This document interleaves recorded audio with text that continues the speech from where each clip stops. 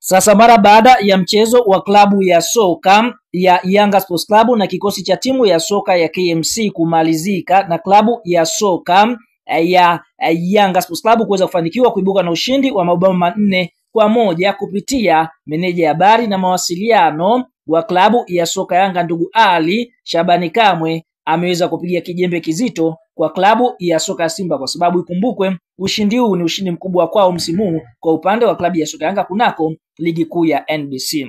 Anasemaje? Ameyaposti matokeo ya 4-1 ambayo Yanga wameweza kuyapata, kisha akaandika alhamdulillah hapa akimshukuru Mwenyezi Mungu kwa matokeo ambayo wameweza kuyapata, kisha akaandika hivi: tumekaa kileleni bwana, makolo hawajafikisha hata masaa 24 tayari tumewashusha kileleni. Kumbukwe Simba mara baada ya hapo siku ya jana kushinda dhidi ya kikosi cha timu ya soka ya JKT walikaa kileleni. Sasa